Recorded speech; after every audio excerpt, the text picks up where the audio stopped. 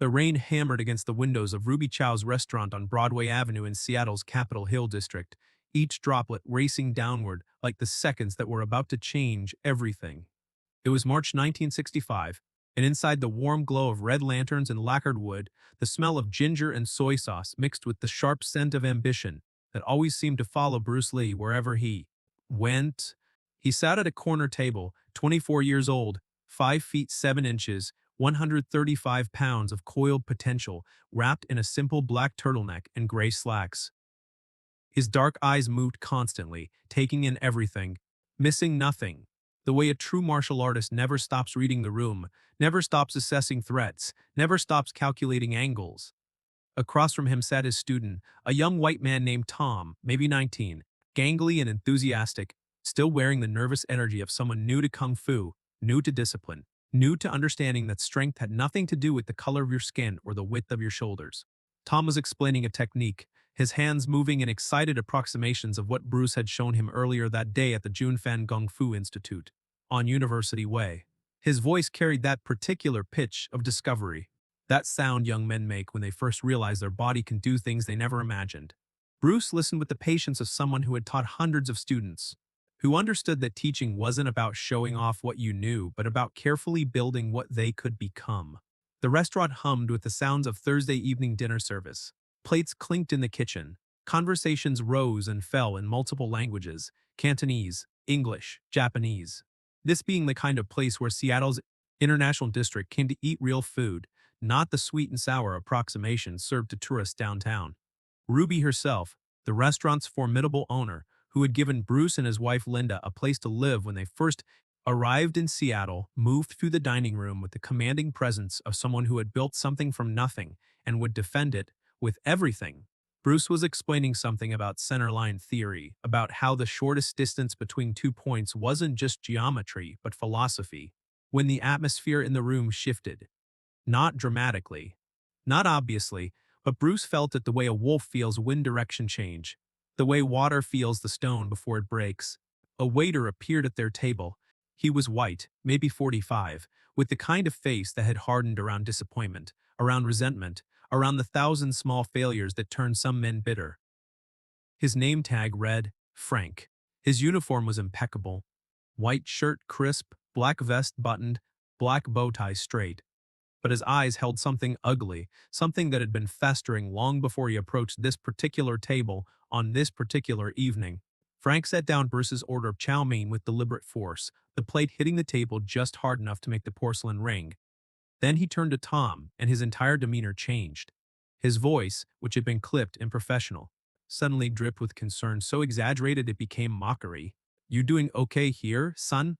The question hung in the air like smoke. Tom looked up, confused. "Yeah, I'm fine." Frank didn't move. He leaned in slightly, his voice dropping to what he probably imagined was a confidential tone, but was loud enough for nearby tables to hear. "You sure? Because if someone's bothering you, making you uncomfortable, you just say the word. We don't tolerate that kind of thing here." Tom's confusion deepened. "Nobody's bothering me. I'm just having dinner with my teacher." The word teacher seemed to physically pain Frank. His lip curled slightly, and when he spoke again, the pretense of concern evaporated entirely. "Your teacher." He said it like it was 2 words in a foreign language he found. "Distasteful? Listen, kid, I don't know what kind of game you're playing here, but this isn't some kung fu movie. You don't need to pretend this guy's teaching you anything." Bruce's chopsticks paused halfway to his mouth. He set them down with absolute precision, the bamboo making no sound against the ceramic plate. His expression didn't change. His body didn't tense. But something in the air around him became very, very still. Tom's face flushed red. "Excuse me?" Frank straightened up, emboldened by what he mistook for Bruce's silence as submission. "I'm just saying, there are proper schools in this city, real teachers, real martial arts. Not this backroom, made-up nonsense. Kid your age should be learning from someone qualified." The racism wasn't subtle. It never is, really, when it finally shows its face. It was there in every word choice, every inflection, every assumption that a Chinese man couldn't possibly have anything legitimate to teach a white student, that any white student learning from such a man must be either misguided or mocked. 3 other tables had gone quiet now. diners turning slightly in their seats, not wanting to stare openly but unable to ignore the tension crystallizing in the air like frost on glass. Bruce looked at Frank for a long moment. His face remained completely calm, but those who knew him well, and Tom was beginning to know him well, could see something happening behind those dark eyes. A calculation, a decision, a choice between what would be easy and what would be right. You think, Bruce said quietly, his accent still thick with the musicality of Cantonese despite years in America, that I am not qualified to teach? Frank's jaw set. I think there's a lot of people coming to this country claiming to know things they don't. Taking advantage of kids who watch too many movies. That's what I think. Bruce nodded slowly, as if seriously considering this perspective. And you believe you would know the difference between qualified and not qualified? I know enough, Frank said. I served in Korea, saw some things, and these martial arts everybody's so excited about. They're not magic, they're just exotic. The word exotic landed like a slap. Tom started to stand up, his chair scraping backward, but Bruce's hand moved, barely to just a slight gesture, and Tom sat back down. The control Bruce had over his student without saying a word, without raising his voice, was itself a demonstration of mastery that Frank entirely missed. 5 seconds, Bruce said. Frank blinked. What? Give me 5 seconds of your time. Right here. Bruce stood up in one fluid motion, the kind of movement that looked effortless but represented 10,000 hours of training, of falling, of getting back up, of learning to make the body do what the mind envisioned. He was several inches shorter than Frank, lighter by probably 40 pounds, and absolutely, utterly calm. Frank laughed, but it was nervous laughter, the kind that men make when they've gone too far to back down but are starting to suspect they've made a terrible miscalculation. You want to fight? Here in the restaurant? Not fight, Bruce said. His voice was still quiet, still controlled. Teach. Since you think I'm not qualified to teach, I will show you what I teach. 5 seconds. If you are still standing after 5 seconds, still able to walk away, then you are right. I am not qualified. But if I show you something in those 5 seconds that changes your understanding, then you will apologize to my student, not to me, to him, for suggesting he is too foolish to know who is worthy of his time. The restaurant had gone completely silent now. Ruby Chow had emerged from the kitchen, her arms crossed, watching with the intensity of someone who ran her establishment with iron rules about conduct. But she didn't intervene, not yet. She knew Bruce, knew his control, knew that whatever was about to happen, it would be precise. Frank looked around, suddenly aware of all the eyes on him. Pride is a dangerous thing. It makes men do stupid things, makes them double down when they should fold, makes them mistake an escape route for cowardice. Fine, he said, setting his serving tray down on a nearby empty table. 5 seconds. Show me this legendary kung fu. Bruce didn't smile, didn't gloat, didn't show any satisfaction at Frank's acceptance. He simply said, Tom had count out loud. Tom pulled out his watch, his hand shaking slightly. The entire restaurant seemed to inhale and hold its breath. Ready? Bruce asked. Frank raised his hands in a clumsy approximation of a fighting stance, something he'd probably seen in a boxing ring or a movie. All squared shoulders and clenched fists. One, Tom called out. Bruce moved, not quickly in the sense of frantic or desperate, but with the kind of speed that comes from elimination. The elimination of unnecessary movement, of telegraphing, of doubt. His lead hand flickered forward, not a punch but a trap. Catching Frank's front wrist and sticking to it like water flowing around a stone, Frank tried to pull back, but Bruce's sensitivity was absolute. The moment Frank committed to pulling, Bruce was already following that energy, his rear hand shooting forward in a straight blast that stopped 1 millimeter from Frank's nose. 2. Frank stumbled backward, shocked by how easily his balance had been disrupted, by the hand that had appeared in front of his face as if by teleportation. He threw a wild, looping punch, the kind of haymaker that street brawlers use. All wind-up and no efficiency. Bruce absorbed the intention before Frank even completed the motion. He shifted his weight fractionally, angling his body so that Frank's fist passed harmlessly by his ear, and in the same instant, his arm circled inside Frank's extended limb, trapping it at the elbow. With a gentle but irresistible pressure, Bruce guided Frank into an off-balance position, then released him before he fell. 3. Frank caught himself on a table edge, his breath coming faster now, fear starting to replace arrogance in his eyes. He rushed forward, trying to use his weight advantage, to grapple, to turn this into the kind of strength contest where size, might. Bruce rooted himself like a tree and met the charge not with opposing force but with redirection. His hands found Frank's center.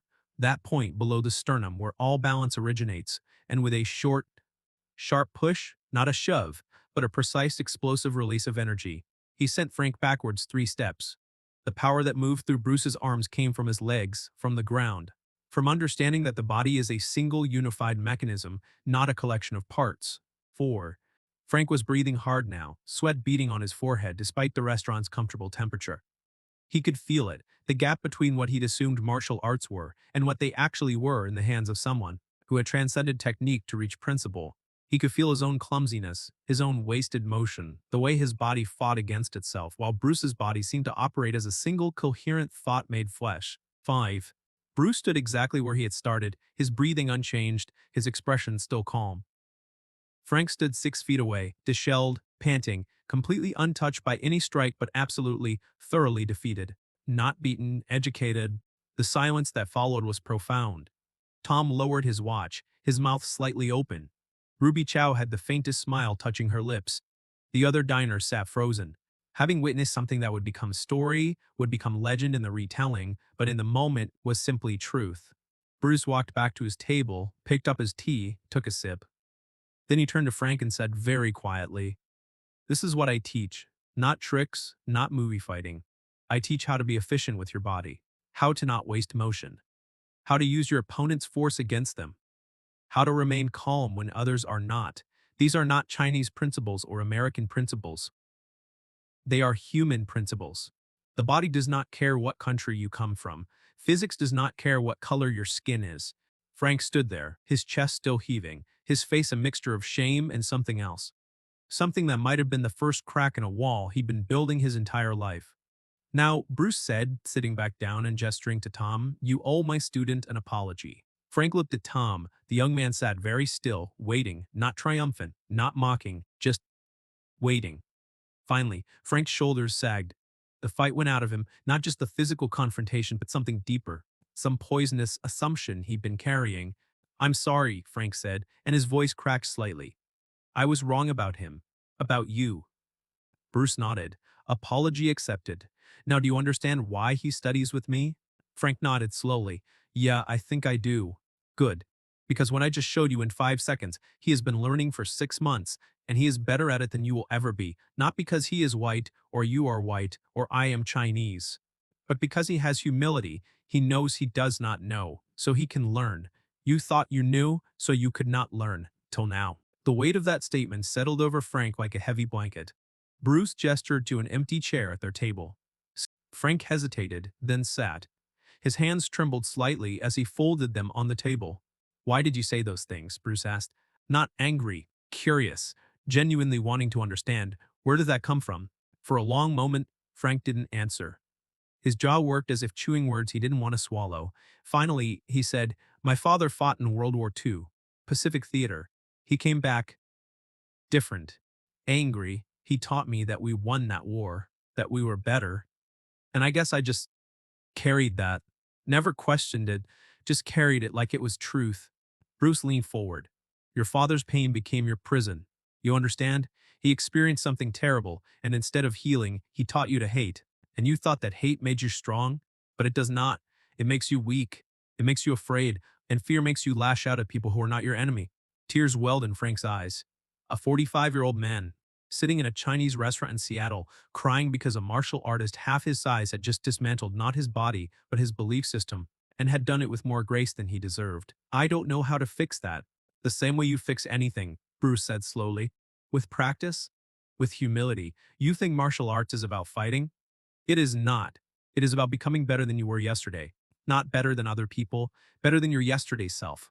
You apologize to Tom. That is better than the you from 10 minutes ago. Tomorrow, maybe you apologize to someone else you wronged. Next week, maybe you question another assumption you carry. This is how you train not just the body, the mind, Tom spoke for the first time since counting. "You could come to class if you wanted. Bruce teaches everyone." Frank laughed, short and bitter. "After what I said, after what you learned," Bruce interrupted. "This is the point. I do not teach people who are perfect. I teach people who want to become better." "You want to become better?" Frank wiped his eyes with the back of his hand. "I don't know if I can." "Then you have already failed," Bruce said simply. "But if you say, 'I do not know, but I will try,' Then you have already succeeded. You see the difference? Frank looked at Bruce for a long moment, this small Chinese man who had just given him something more valuable than a beating. A path forward. I will try. Good classes are Tuesday and Thursday evenings. 7 o'clock. University Way, ask for the Zhengfang Kung Fu Institute. Tell them Bruce said, you may come, but you will bow. You will listen. You will not speak unless asked. You will treat every student, no matter their color or size or gender, as your equal. Because on the training floor, we are all equal. We are all just people trying to become better versions of ourselves. Frank stood up, his movements mechanical, still processing. Thank you, he said, and the words came out raw, honest. I don't deserve it, but thank you. Nobody deserves anything, Bruce said. We earn things. You have not earned forgiveness yet, but you have earned opportunity. Do not waste it. Frank nodded and walked away, back toward the kitchen, moving like a man who'd just had surgery and was still figuring out how his body worked. Ruby Chow appeared at the table, setting down fresh tea. You made him cry, Bruce Lee. You gonna make all the waiters cry? Bruce smiled slightly, only the ones who need it. Tom was staring at his teacher with something like awe. How did you know he would change? What if he just got more angry? Then I would have removed him from the restaurant, Bruce said, picking up his chopsticks again. But I watched his eyes. Fear can make you angry, but it can also make you humble if the fear is about yourself, about being wrong, about having wasted your life believing lies. He was afraid when he realized he could not touch me. That fear made him see himself clearly for maybe the first time in many years. That is when people can change, when they see themselves. But you didn't hurt him. You could have. I've seen you break boards, break bricks. You could have, Bruce interrupted, is a trap. Yes, I could have. But what would that teach him? That violence wins. He already believes that I would have confirmed his worldview. Instead, I showed him control. I showed him that I could hurt him but chose not to. That is more powerful than hurting him. That makes him question everything he thought he knew about strength. Tom pecked at his own food, thinking, do you think he'll actually come to class? Bruce shrugged. Maybe yes, maybe no. That is his choice. But I gave him the opportunity. That is my responsibility. His responsibility is what he does with it. We cannot control other people's choices. We can only control our own response. I chose to respond with teaching instead of punishment. Now he must choose how to respond to that teaching. The restaurant noise had returned to normal levels, conversations resuming, the drama absorbed into the regular rhythm of the evening. But those who had witnessed it would tell the story. Tom would tell it, other students would hear it. The ripples would spread. 3 weeks later, Frank appeared at the Junfan Kung Fu Institute. He was terrified, that much was obvious. He stood at the door for a full 5 minutes before entering, and when he did, his movements were hesitant, like a man walking into a church after years of proclaimed atheism. Bruce was teaching a class of 15 students, demonstrating a trapping drill, when he looked up and saw Frank standing in the doorway. He didn't stop teaching, didn't make a show of it, just nodded toward the changing area and continued with the drill. Frank changed into borrowed training clothes. They were too small, meant for someone Tom's size, and he looked ridiculous. Uncomfortable, vulnerable. That vulnerability was the first real training. Bruce paired him with a woman, Maria, a 28-year-old secretary who'd been training for 8 months. Frank's discomfort was visible. The old assumptions, the old hierarchies, the old prejudices bumping against new reality. But Maria hit hard. Controlled but hard. And after the third time, she successfully trapped his punches and landed a soft strike to his solar plexus. Something in Frank's face changed. He was learning. It was slow. He was older, his body less adaptable, his mind cluttered with 45 years of wrong information. But he kept coming.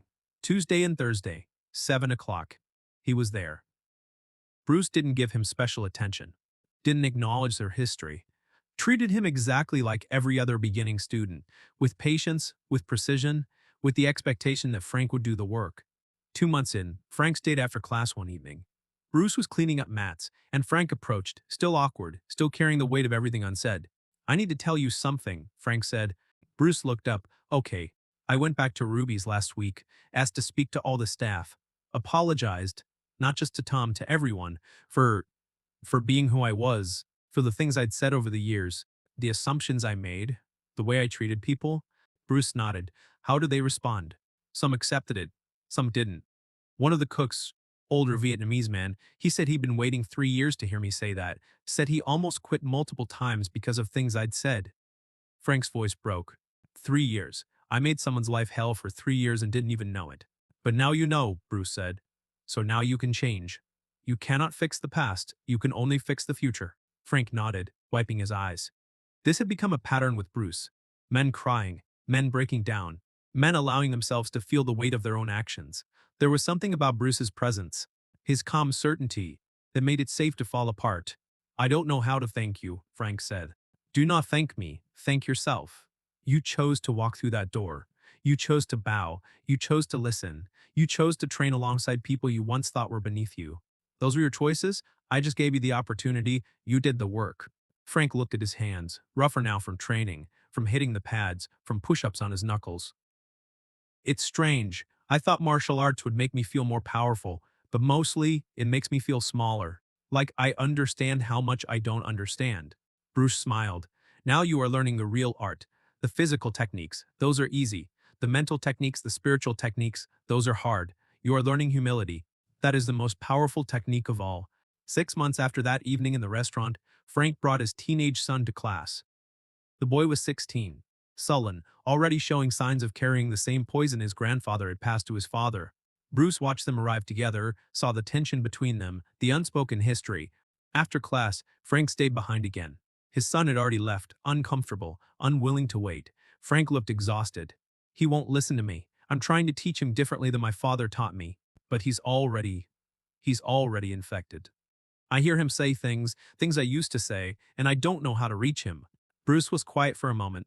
Then he said, You know what you need to do. Bring him here. No, show him. Your son does not need your words. Words are what your father gave you. And look where that led. Your son needs to see you bow, needs to see you train alongside women, alongside people of different colors, alongside people younger and smaller and weaker than you. Needs to see you receive correction with humility, needs to see you fail and try again. That is the teaching. Not what you say, what you do. What if he refuses? What if he's too far gone? Nobody is too far gone, Bruce said. You thought you were. You were wrong. But you have to give him the opportunity. You cannot force the change, you can only show the path. He must choose to walk it. Frank brought his son back the following week. The boy came reluctantly, mockery in his eyes, superiority in his posture. Bruce paired him with Tom. Tom, who had grown in the months since that dinner, had developed both skill and the kind of quiet confidence that comes from being repeatedly humbled and rebuilt. He was patient with Frank's son, letting the boy throw his aggressive, undisciplined strikes, then gently showing him why they didn't work. No grandstanding, no embarrassment, just truth demonstrated through physics and body mechanics. 45 minutes into the class, Frank's son got frustrated. His wildness wasn't working. His confidence was facade crumbling. And Frank watched from his own training position. Watched his son's face go through the same journey his own face had gone through 6 months earlier. Arrogance to confusion, to fear, to humility. After class, father and son didn't speak in the changing room. But as they left, Bruce saw the boy glance at his father differently. Not with respect yet, but without quite as much contempt. A small change, a beginning. Years later, after Bruce Lee had become legend, after his death had transformed him from man into myth, Frank would tell this story. He would tell it in his own martial arts school, a small studio in Tacoma where he taught a modified version of Jeet Kune Do to kids from all backgrounds. He would tell it with tears in his eyes, with the weight of lived experience, with the authority of someone who had walked through the fire of his own prejudice and come out changed. He would tell them about the 5 seconds that changed his life. Not the 5 seconds of physical demonstration, though that was part of it, but the 5 seconds it took for Bruce to make a choice. The choice to teach instead of destroy, to show grace instead of revenge, to see the human beneath the hate. He could have humiliated me, Frank would say to his students. Could have broken my nose, my pride, my employment. Could have had me thrown out. Could have made me an example. Instead, he made me a student. And that taught me something more important than any technique. That real strength isn't what you can do to someone, it's what you choose not to do.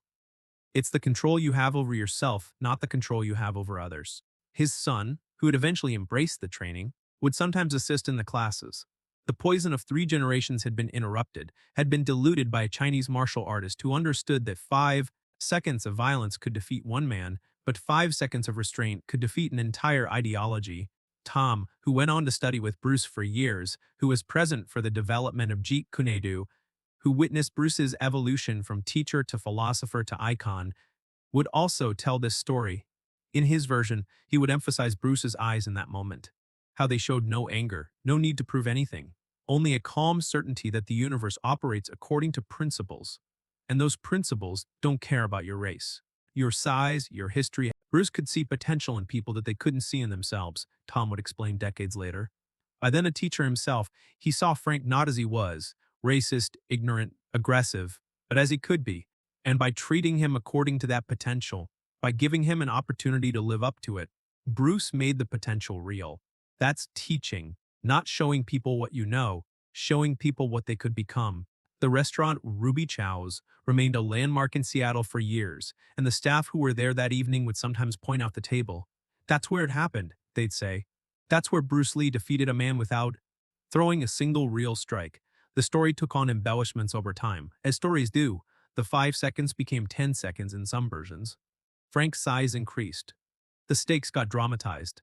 But those who were actually there remembered the truth, which was somehow more powerful than any embellishment. A small man with extraordinary skill, choosing mercy, choosing teaching, choosing to demonstrate that the highest form of martial arts isn't what you can do to someone, but what you can do for someone.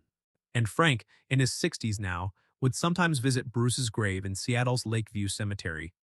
He'd stand there, usually alone, sometimes with his son or his grandchildren, and he'd bow, 3 times the traditional mark of respect. He'd tell Bruce about his school, about the students he'd taught, about the prejudices he'd helped dismantle, about the life he'd built on the foundation of those 5 seconds. You gave me a gift, he'd say to the headstone.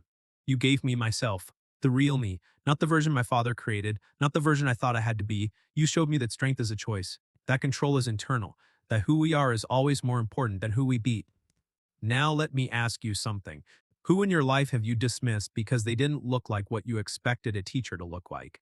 Who have you underestimated because they didn't fit your image of mastery? What assumptions do you carry that were handed to you by someone else's pain, someone else's fear, someone else's limitation? And here's the harder question.